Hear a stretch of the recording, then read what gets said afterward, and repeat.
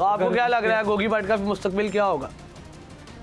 गोगी भट्ट का मुस्तकबिल जो है वो मुझे ये नज़र आ रहा है कि वो पेश होगा दोबारा बिल जो बिल में गुस्सा है उसमें दोबारा बाहर आएगा। ये बिल कहाँ पे है? पाकिस्तान में ही है? पंजाब में नहीं है,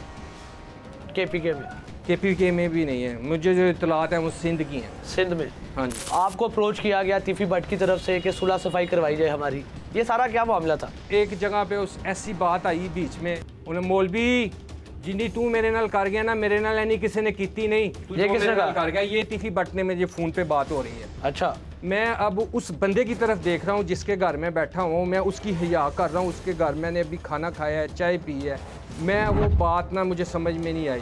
फिर उन्होंने दोबारा तीफी भट्ट ने ये बात दोहराई। अब मैं कहा बहू जी मैं तो बड़ा कुछ किया है, साफिया ने कट दिता, तुसी जुल्म नहीं किया। अब वो बंदा जो बैठा हुआ है ना वो एकदम उस बंदे का ना हो गया। मुझे फिर जो मैंने फील किया, मैं कहा यार क्या बंदे दी मेरे मैनू इन्हें गल कराई है एदी इज्जत वास्ते, हो सकता है मैं मैनू पहले पुछते मैं गल भी नहीं सी करनी। मैं कहा बहू जी मैं तो बड़ा कुछ किया, साफिया ने कट दिता है, ठीक हो गया। मैं फिर उन्होंने कहा नहीं खान साहब तुहानू कुछ हकायका का नहीं पता, कबर एक होवे बंदे दो होण, तुसी दसो मैं की करा। मैं खामोश। फिर उन्होंने कहा कि यार मैनू पता है कि मैं बिलाज वाला जहर का प्याला पीता है, मैनू पता है। तो मैं कहा बहू जी तुसी जुल्म नहीं किया। उन्हें कहा मैनू खुशी हैगी है कि तुहाडे नाल दे मुखलस बंदे अड्डे वालियां दे घर दे नाल हैगे ने, वो भी मेरे बच्चे ने, वो भी मेरा घर है कि तुहाडे नाल दे मुखलस बंदे उन्हां दे नाल ने।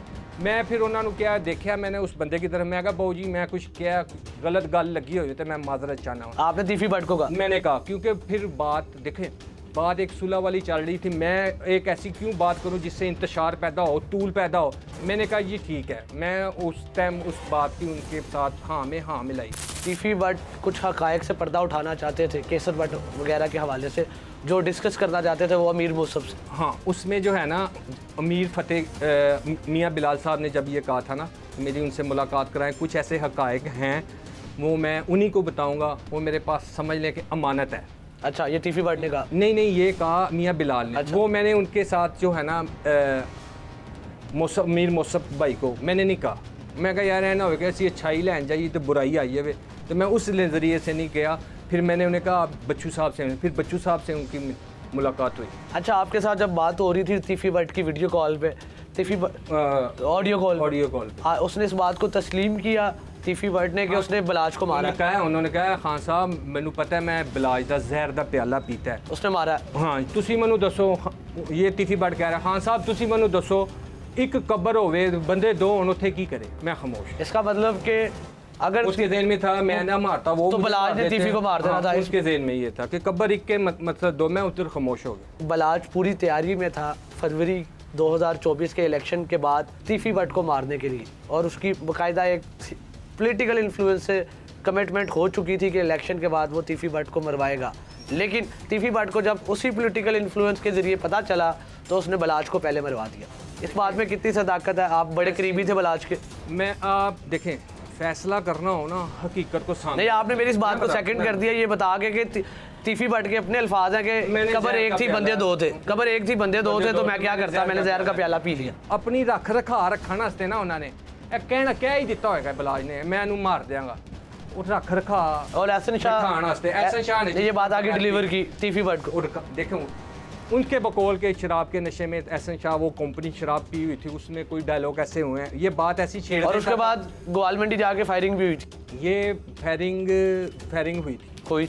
बिलाज का इरादा होता है इसे मारने का, ठीक है, वो उसे आगाह करना था, उसने नहीं आगाह किया। उसने आगाह इसी सूरत में किया ना, फायरिंग कर दी।